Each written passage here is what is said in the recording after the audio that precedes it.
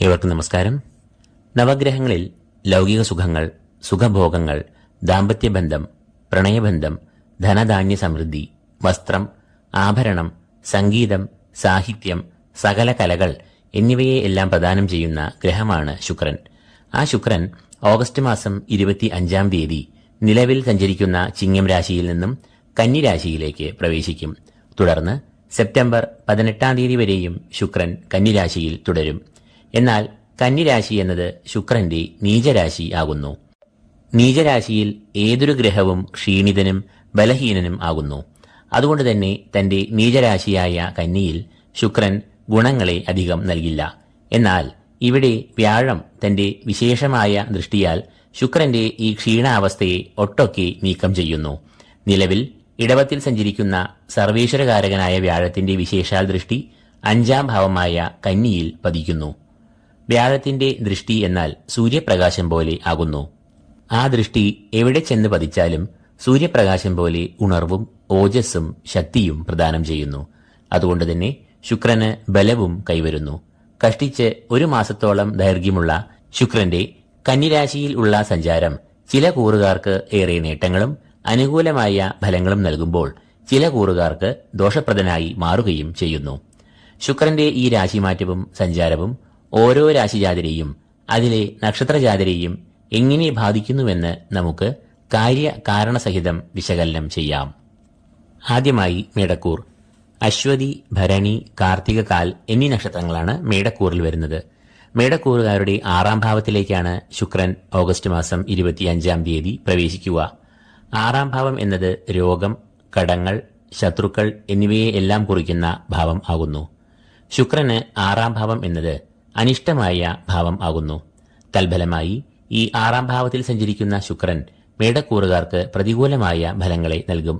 പ്രധാനമായും പ്രവർത്തികൾക്കെല്ലാം ഒരു കാലതാമസം, കാര്യവിഘ്നം, പരാജയം, ശത്രുശല്യം, രോഗബാധ എന്നിവയെല്ലാം ഉണ്ടാകാം. കൂടാതെ വിലപിടിപ്പുള്ള വസ്തുക്കളോ ധനമോ കൈമോശം വരികയോ കളവ് പോകാനോ ഉള്ള സാധ്യതയും ഈ സമയത്ത് ഉണ്ട്. അതിനാൽ ഈ കൂറുകാർ നല്ല സൂക്ഷ്മത പുലർത്തണം.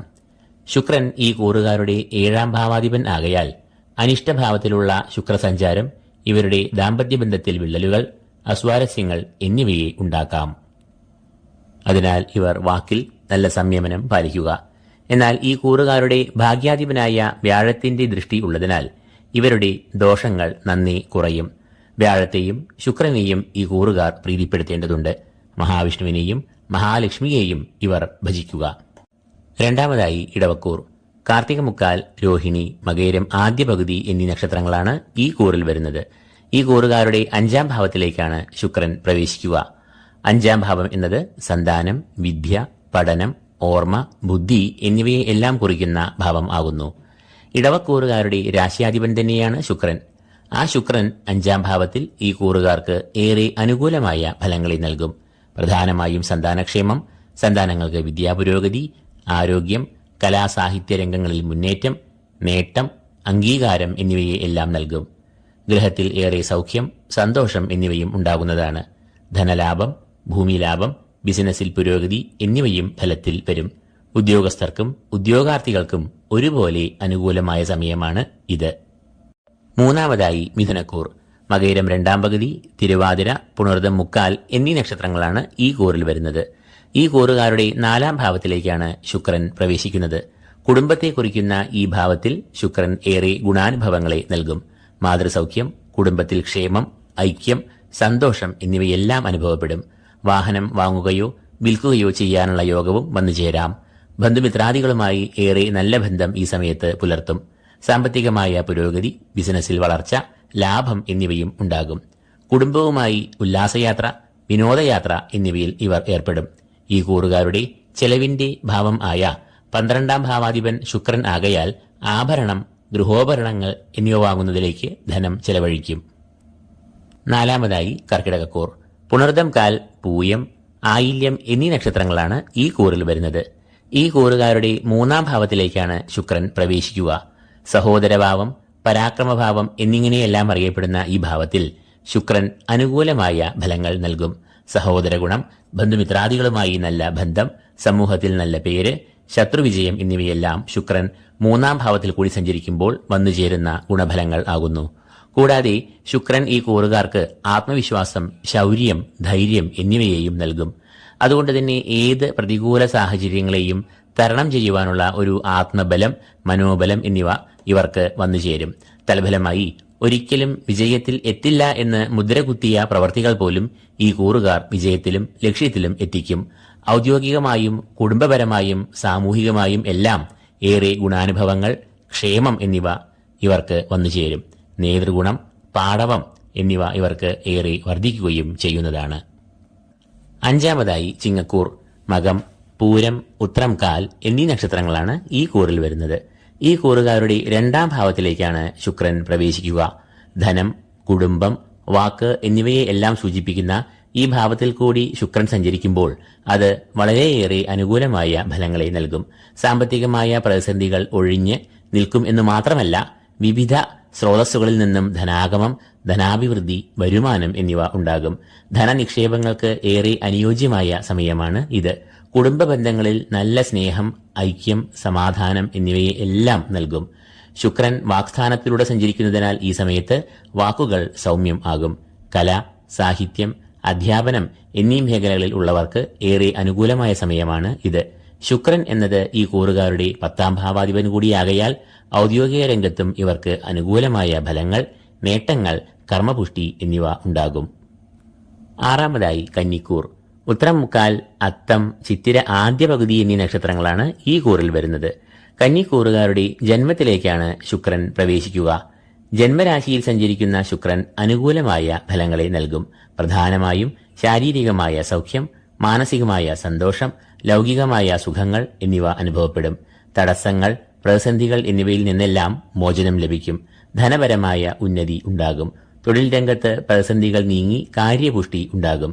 കടബാധ്യതകൾ ഉണ്ടെങ്കിൽ അത് പരിഹരിക്കാനുള്ള ഉപായങ്ങളും വഴികളും വന്നുചേരും. ശുക്രൻ ഈ കൂറുകാരുടെ ഭാഗ്യാധിപൻ കൂടിയാകയാൽ ഇവർക്ക് ഈ സമയം ഈശ്വരകടാക്ഷം, ഭാഗ്യം എന്നിവ വർദ്ധിക്കും. ജന്മത്തിലേക്ക് ഗുരുവിന്റെ വിശേഷാൽ ദൃഷ്ടി കൂടി വരുന്നതിനാൽ മുടങ്ങിക്കിടക്കുന്ന പദ്ധതികൾ എല്ലാം വീണ്ടും ഉണർന്ന് വിജയം കൈവരിക്കും. ഏഴാമതായി തുലാക്കൂർ, ചിത്തിര രണ്ടാം പകുതി, ചോതി, വിശാഖം, മുക്കാൽ എന്നീ നക്ഷത്രങ്ങളാണ് ഈ കൂറിൽ വരുന്നത്. ഈ കൂറുകാരുടെ രാശ്യാധിപനാണ് ശുക്രൻ. ആ ശുക്രൻ ഈ കൂറുകാരുടെ 12ാം ഭാവത്തിലാണ് പ്രവേശിക്കുക. 12ാം ഭാവം എന്നത് ചെലവുകൾ, രോഗം എന്നിവയെ കുറിക്കുന്ന ഭാവം ആകയാൽ ഗുണദോഷ സമ്മിശ്രമായ അനുഭവങ്ങളാണ് ഇക്കാലയളവിൽ ഇവർക്ക് ഉണ്ടാകുക. അധിക ചെലവുകൾ ചെയ്യുവാനുള്ള ഒരു പ്രവണത ഇവർക്ക് ഉണ്ടാകാം. ധനാഗമം ഉണ്ടാകുമെങ്കിലും അതുപോലെ ആ ധനം ആഡംബര വസ്തുക്കൾ വാങ്ങുവാൻ ചെലവഴിക്കുകയും ചെയ്യും. കാര്യങ്ങൾ നടക്കും, എന്നാൽ 1-2 വട്ടം തിരിച്ചിലുകൾ, അലച്ചിലുകൾ എന്നിവ മാനസികമായ സംഘർഷത്തിന് വഴി തുറക്കാം. വിദേശഗമനം, വിദേശത്ത് നിന്ന് ധനാഗമം എന്നിവയ്ക്ക് ഏറെ സാധ്യത ഉണ്ട്. ഉപരിപഠനം, വിദേശത്ത് ജോലി എന്നിവയ്ക്ക് ഏറ്റവും അനുകൂലമായ അവസരങ്ങൾ 12ാം ഭാവത്തിൽ സഞ്ചരിക്കുന്ന ശുക്രൻ നൽകുന്നു. 8ാം ഭാവാധിപൻ കൂടിയാണ് ശുക്രൻ എന്നതിനാൽ ആരോഗ്യകാര്യങ്ങളിൽ നല്ല കരുതലും ശ്രദ്ധയും ഈ കൂറുകാർ പുലർത്തണം. എട്ടാമതായി വൃശ്ചികക്കൂർ, വിശാഖം, കാൽ, അനീഴം, തൃക്കേട്ട എന്നീ നക്ഷത്രങ്ങളാണ് ഈ കൂറിൽ വരുന്നത്. ഈ കൂറുകാർക്ക് ഏറ്റവും നേട്ടങ്ങളും ഭാഗ്യാനുഭവങ്ങളും നൽകുന്ന ഭാവമായ 11ാം ഭാവത്തിലേക്കാണ് ഒരു മാസക്കാലത്തോളം ശുക്രൻ സഞ്ചരിക്കുക. 11ാം ഭാവം എന്നത് സർവാഭീഷ്ട സ്ഥാനം, വരവിന്റെ ഭാവം, ധനാഗമം എന്നിങ്ങനെയെല്ലാം അറിയപ്പെടുന്നു. അവിടെ ശുക്രൻ സഞ്ചരിക്കുമ്പോൾ വളരെയധികം ഗുണാനുഭവങ്ങളെ നൽകുന്നു. പ്രധാനമായും സാമ്പത്തികമായ പ്രതിസന്ധികൾ എല്ലാം ഒഴിഞ്ഞ് ധനാഗമം ഉണ്ടാകും. വിവിധ സ്രോതസ്സുകളിൽ നിന്നും വരുമാനം ഉണ്ടാകുന്നതാണ്. ബിസിനസ്സിൽ വൻ പുരോഗതിയും ലാഭവും ഉണ്ടാകും. ഈ സമയം പുതിയ സംരംഭങ്ങൾ തുടങ്ങുവാൻ ഏറ്റവും അനുയോജ്യമായ സമയം ആകുന്നു. വാഹനലാഭം, ഭൂമി ലാഭം എന്നിവയെല്ലാം ഈ സമയത്ത് ഉണ്ടാകുവാനുള്ള സാധ്യത ഏറെയാണ്. വിദ്യാർത്ഥികൾക്ക് പഠനം, മത്സര പരീക്ഷകൾ, ഗവേഷണം, ഉപരിപഠനം എന്നിവയിൽ ഏറെ മികച്ച പ്രകടനം കാഴ്ചവെക്കുവാൻ ആകും. കർമ്മരംഗത്ത് ഈ സമയം അംഗീകാരം, മേലധികാരികളുടെ പ്രശംസ, വേതന വർധനവ് എന്നിവയെല്ലാം ഉണ്ടാകും. കുടുംബജീവിതത്തിലും വളരെയധികം സന്തോഷം, കുടുംബാംഗങ്ങൾ തമ്മിൽ വളരെയധികം ഐക്യം, സ്നേഹം എന്നിവയെല്ലാം ഇക്കാലയളവിൽ ഉണ്ടാകുന്നതാണ്. 9ാമതായി ധനുക്കൂർ, മൂലം, പൂരാടം, ഉത്രാടം, കാൽ എന്നീ നക്ഷത്രങ്ങളാണ് ഈ കൂറിൽ വരുന്നത്.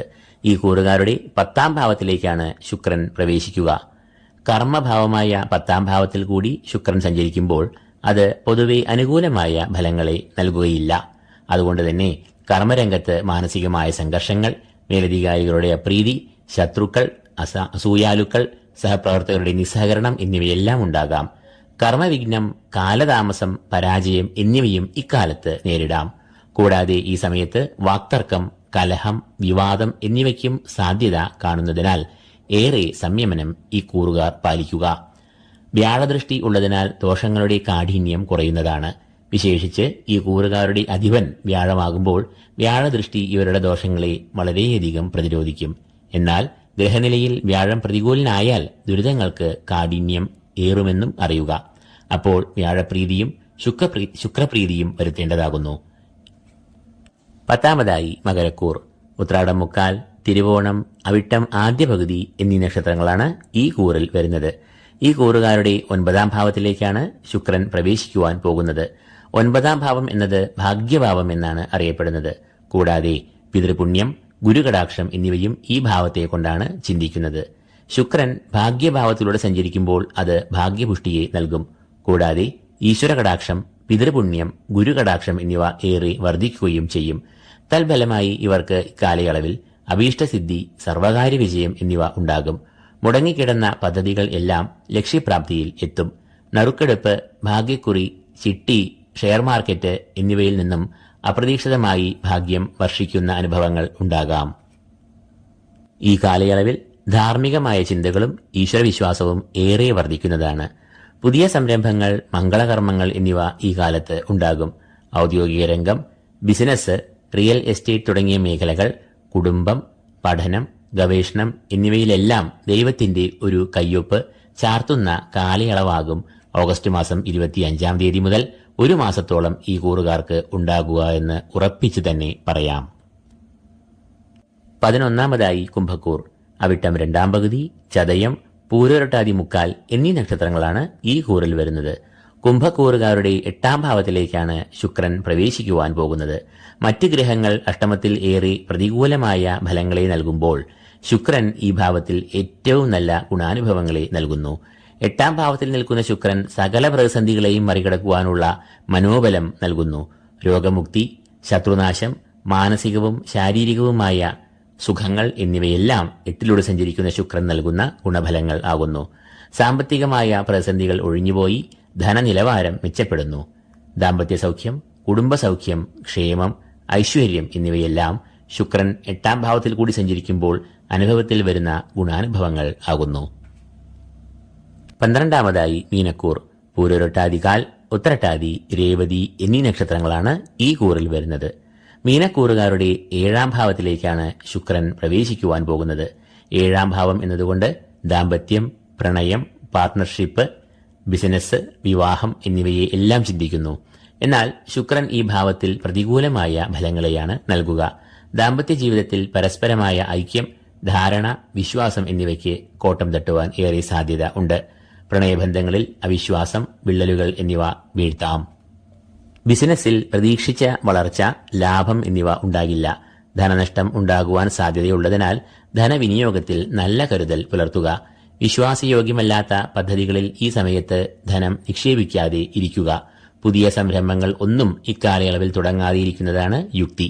മീനക്കൂറുകാരുടെ അധിപനായ വ്യാഴത്തിന്റെ ദൃഷ്ടി 7-ൽ ഉണ്ട് എന്നത് ശുക്രൻ 7-ാം ഭാവത്തിൽ സഞ്ചരിക്കുമ്പോൾ നൽകുന്ന ദോഷങ്ങളെ ഒട്ടൊക്കെ ദൂരീകരിക്കുന്നു. ആയതിനാൽ ഈ കൂറുകാരും വ്യാഴം, ശുക്രൻ എന്നീ ഗ്രഹങ്ങളെ പ്രീതരാക്കേണ്ടതുണ്ട്. അപ്പോൾ വരുന്ന ഓഗസ്റ്റ് മാസം 25-ാം തീയതി മുതൽ സെപ്റ്റംബർ 18-ാം തീയതി വരെയുള്ള ശുക്രന്റെ കന്നിരാശിയിലുള്ള സഞ്ചാരം മൂലം മേൽപ്പറഞ്ഞ ഫലങ്ങൾ അനുഭവത്തിൽ വരാവുന്നതാണ്.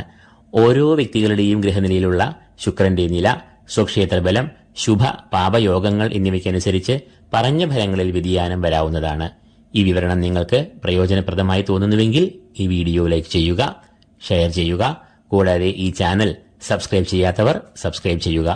ഏവർക്കും ഈശ്വരകടാക്ഷങ്ങൾ നേർന്നുകൊണ്ട് നിർത്തുന്നു. നന്ദി, നമസ്കാരം.